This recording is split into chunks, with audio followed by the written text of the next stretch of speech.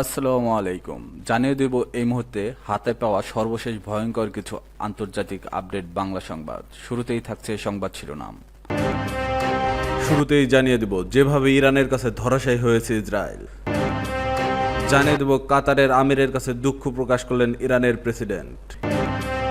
এরপর রয়েছে ইসরায়েলি হামলায় নিহত হননি ইসমাইল কানি, হাজির তেহরানের বিজয় উৎসবে।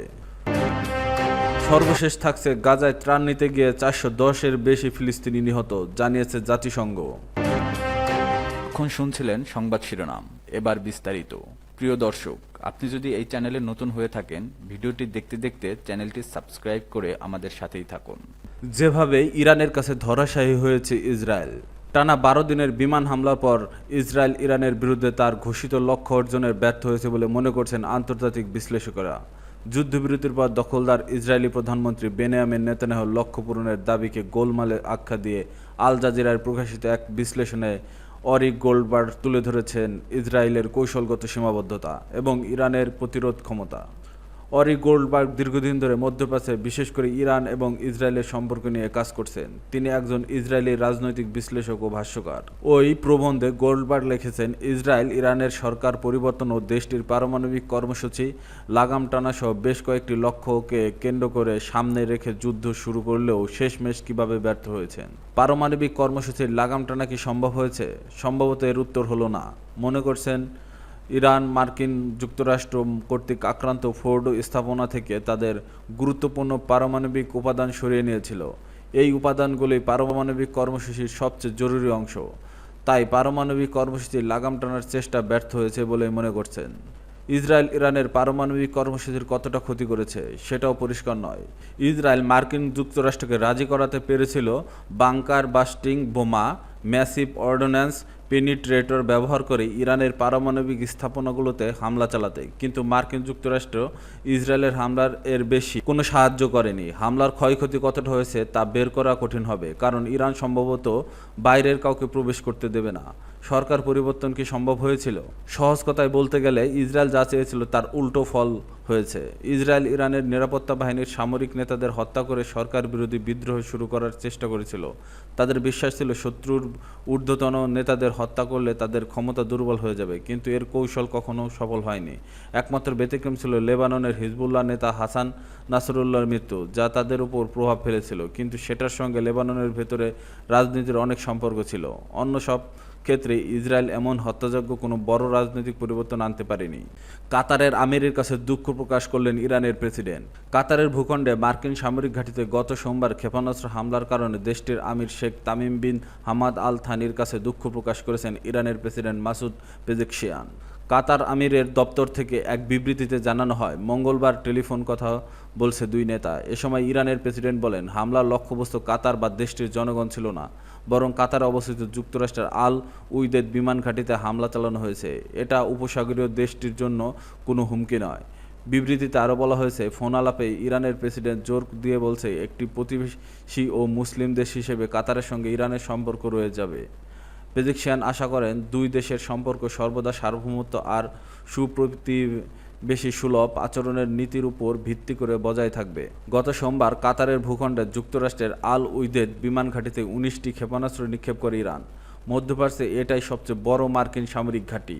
কাতারের স্বরাষ্ট্র মন্ত্রণালয়ের কর্মকর্তা জানান, কাতারের প্রতিরক্ষা বাহিনী 18টি ক্ষেপণাস্ত্র নিষ্ক্রিয় করে। ইসরায়েলি হামলায় নিহত হননি ইসমাইল কানি, হাজির তেহরানের বিজয় উৎসবে। ইরানের ইসলামী বিপ্লবী গার্ড বাহিনীর কুদুস ফোর্সের কমান্ডার ব্রিগেডিয়ার জেনারেল ইসমাইল কানি মঙ্গলবার তেহরানে বিজয় উৎসবে জনগণের সঙ্গে অংশ নিয়েছেন। স্থানীয় সংবাদ মাধ্যম তাসনিম নিউজ এজেন্সি একটি ভিডিও প্রকাশ করেছে, যেখানে দেখা যায় কানি রাজধানী তেহরানের উপস্থিত হয়েছে ইসরায়েলের বিরুদ্ধে ডিভাইন ভিক্টোরি নামে পরিচিত সামরিক অভিযানের সাফল্য উদযাপন করতে। তাসনিমের পোস্টে বলা হয়েছে, অপারেশন ডিভাইন ভিক্টোরির পর তেহরানের জনগণের সমাবেশে অংশ নেন কমান্ডার কানি। সরকারি অর্থায়নে পরিচালিত প্রেস টিভি ও ভিডিওটি প্রকাশ করে জানিয়েছে, আইআরজিসির কুদুস ফোর্সের কমান্ডার ব্রিগেডিয়ার জেনারেল ইসমাইল কানিক আজ তেহরানের বিজয় উদযাপনের সময় উচ্ছ্বসিত জনতার কাছ থেকে উষ্ণ অভ্যর্থনা পেয়েছেন। তবে কানি যে জীবিত রয়েছে তার ঘিরে বিতর্ক ছিল। চলতি মাসের শুরুতে নিউ ইয়র্ক টাইমস একটি প্রতিবেদনে জানিয়েছিল, ইসমাইল হামলার ইরানের কয়েকজন উচ্চপদস্থ সামরিক কর্মকর্তার সঙ্গে কানিও নিহত হয়েছেন।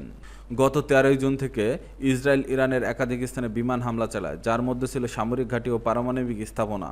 ইসরায়েলের দাবি ছিল ইরান নাকি পারমাণবিক বোমা তৈরির দ্বারপ্রান্তে রয়েছে, তবে এই দাবি বারবারের মতোই জোরালোভাবে অস্বীকার করেছে তেহরান। জবাবে ইরানও চালায় পাল্টা ক্ষেপণাস্ত্র ও ড্রোন হামলা। এমন উত্তপ্ত পরিস্থিতিতে যুক্তরাষ্ট্র যুক্ত হয় সংঘাতে এবং রোববার তারা ইরানের 3টি পারমাণবিক স্থাপনায় বিমান হামলা চালায়।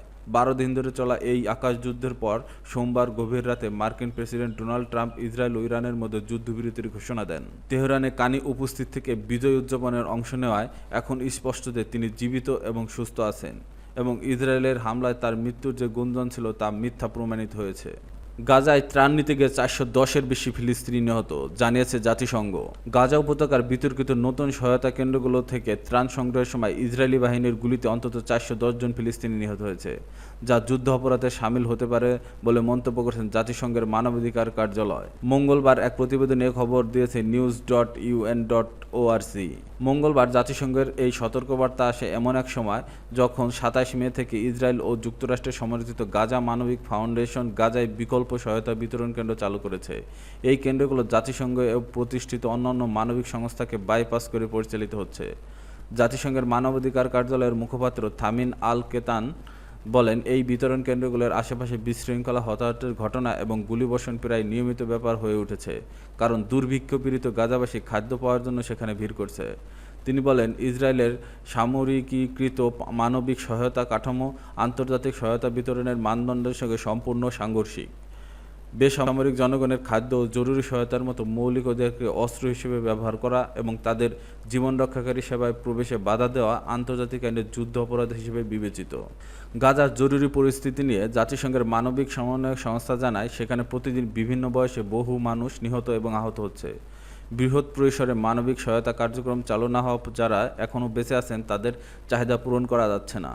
জেনেভা থেকে জাতিসংঘের মানবাধিকার কার্যালয়ের মুখপাত্র আরও জানান, এই বেসরকারি সহায়তা কেন্দ্রগুলোর আশেপাশে নিহতের কেউ কেউ ইসরায়েলি গোলাবর্ষণে নিহত হয়েছেন, কেউ আবার গুলিবিদ্ধ হয়েছেন। তিনি বলেন, এই কেন্দ্রগুলো বেসামরিক নাগরিক জীবন হুমকির মুখে ফেলেছে এবং গাজার ভয়াবহ মানবিক সংকট আরও গভীর করেছে। এছাড়া জাতিসংঘের তথ্যমতে জাতিসংঘ ও অন্যান্য সহায়তা সংস্থার হাত থেকে সীমিত সংখ্যক সহায়ক বহরে পৌঁছাতে গিয়েও ইসরায়েলি বাহিনীর গুলিতে আরও অন্তত 93 জন ফিলিস্তিনি নিহত হয়েছেন। অন্যদিকে একটি আগের বিবৃতিতে জাতিসংঘের মানবাধিকার দপ্তর জানিয়েছিল, ইসরায়েল যুক্তরাষ্ট্র সমর্থিত গাজা মানবিক ফাউন্ডেশনের সঙ্গে সংশ্লিষ্ট কয়েকজন ফিলিস্তিনি কর্মীকে হত্যার অভিযোগ উঠেছে, যা ঘটিয়েছে বলে ধারণা করা হচ্ছে হামাস গোষ্ঠীর সশস্ত্র ব্যক্তিরা।